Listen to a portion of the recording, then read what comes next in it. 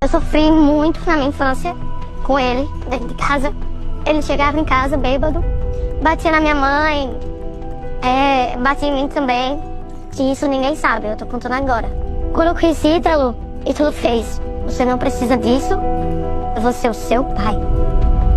Pela primeira vez, a influenciadora Camilinha, de apenas 17 anos, que ganhou destaque nas redes sociais ao lado do criador de conteúdo Ítalo Santos, abriu o coração em uma entrevista ao programa Domingo Espetacular, da Record.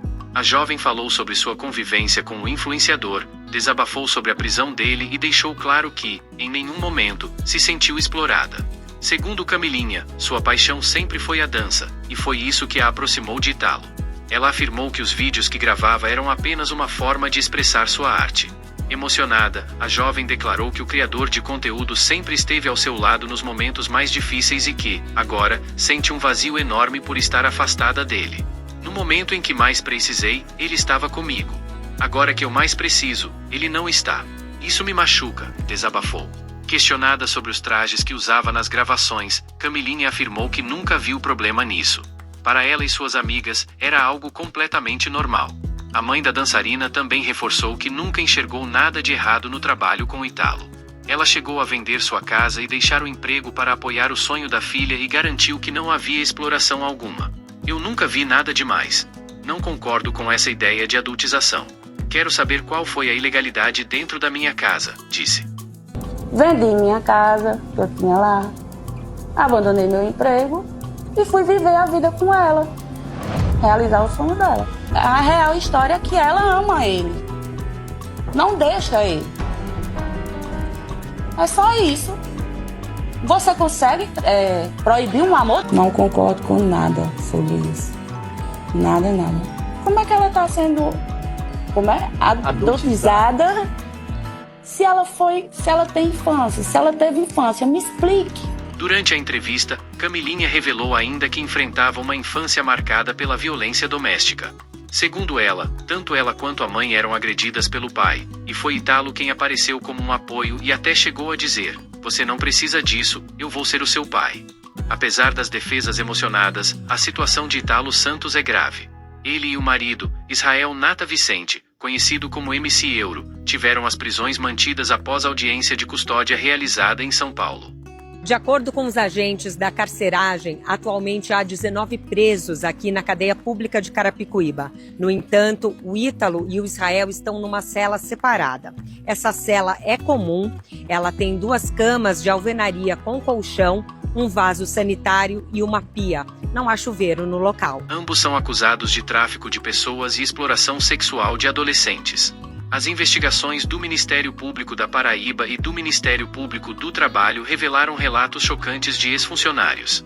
Segundo testemunhas, adolescentes que viviam na mansão de Ítalo, em João Pessoa, eram submetidos a um rígido controle. O influenciador decidia quando podiam comer, dormir ou até usar o celular.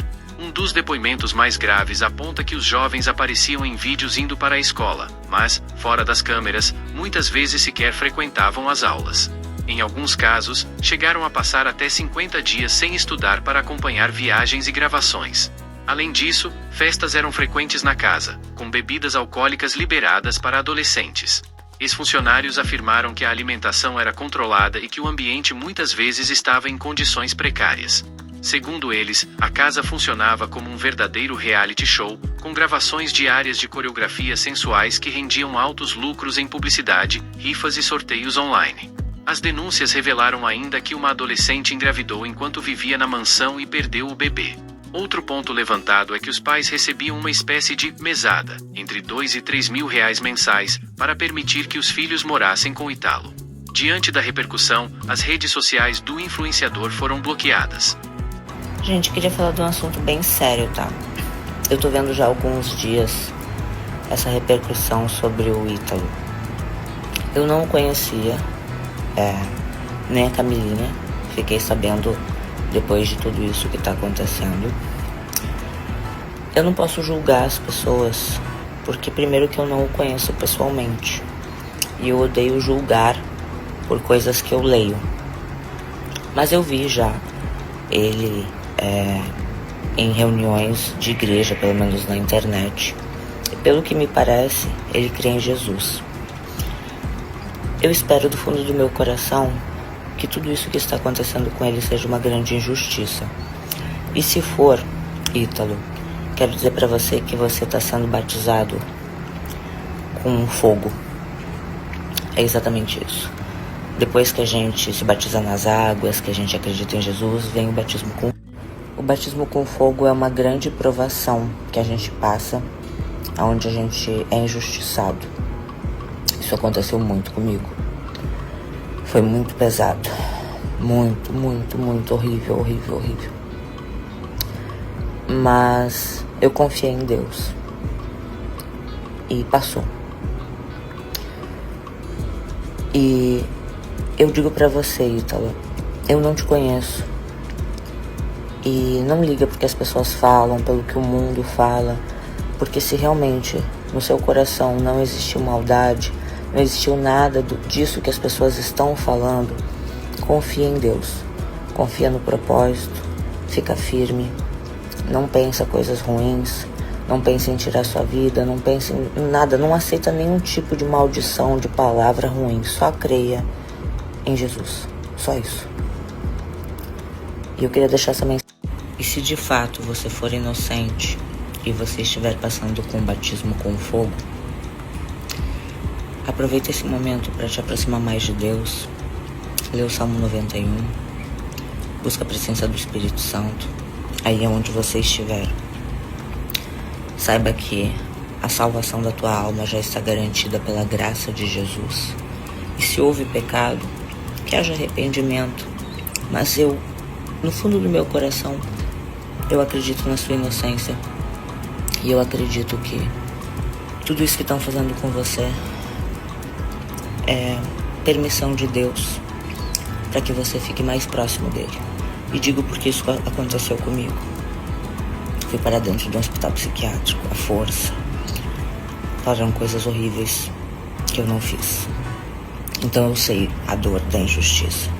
Me perdoe. Só perdoe. Plataformas como TikTok, YouTube e Instagram suspenderam a monetização dos conteúdos, embora as contas tenham permanecido ativas por bastante tempo. Na hora da prisão, cada um dos dois foi encontrado com 4 celulares. Para a polícia, havia indícios de que eles tentavam fugir. A defesa, por outro lado, nega todas as acusações e afirma que o casal estava em São Paulo apenas a passeio. Os advogados chamaram a prisão de exagero e dizem que a ideia de exploração sexual foi amplificada pela mídia. Apesar disso, o Ministério Público sustenta que existem provas sólidas de que adolescentes foram aliciados, retirados de suas cidades e submetidos a um regime de trabalho forçado em troca de fama na internet. Após a prisão, os jovens foram devolvidos às famílias em Cajazeiras, na Paraíba. O caso segue em investigação, mas já levanta uma questão preocupante: até que ponto as redes sociais estão falhando ao permitir a exposição de crianças e adolescentes em busca de engajamento e lucro?